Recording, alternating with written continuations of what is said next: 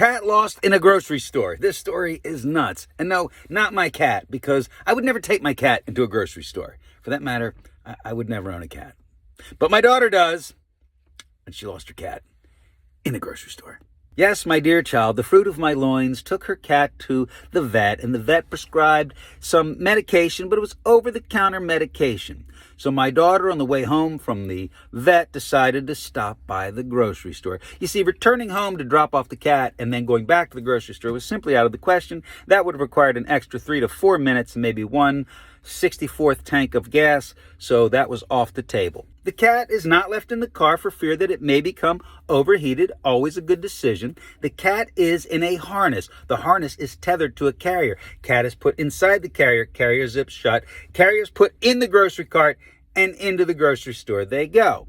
As the cart goes across the threshold into the grocery store, the cat turns into fucking Harry Houdini. It gets out of the carrier, where it jumps over the cart, where it is hanging. It then wriggles free of the harness and disappears into the grocery store.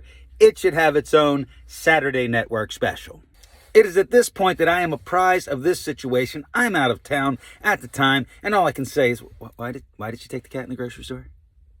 Wife and daughter spend the next 3 days, periodically from open till close, walking through the grocery store, yelling the cat's name, shaking jars of kibble, trying to entice the cat to come out of hiding, with no success. They asked the grocery store if they could look at surveillance video to try to determine the actual location of the cat, but the grocery store says if we go to corporate asking for the surveillance video because a cat's loose in the store, they're going to get someone to get the cat. And we're not talking a rescue mission.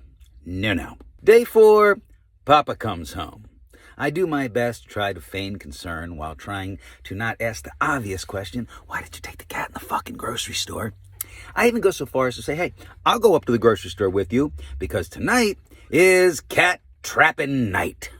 Yes, the grocery store has allowed us to set up a have-a-heart trap that one would use usually to catch raccoons or some pesky critter in your backyard. Not your cat in the local grocer. My daughter debates for a little bit as to where to locate this trap within the entirety of the grocery store and decides somewhere between the produce and the bakery sections. And there she begins setting up the trap. A little bowl goes inside, and we open up a can of some extremely pungent mackerel. As my daughter sets up this cat trap, I decide to do a little searching on my own. I have a flashlight. I'm down on the hands and knees. I'm looking under shelving units and looking under pallets when I suddenly hear her say Tig. Not as if she's calling for Tig, but as if she is confirming his presence. I look up to see my daughter removing her cat from a shelving unit not 10 feet from where she had set up her trap. The cat had been hiding behind bags of nuts. I told you this story was nuts. We take the cat home.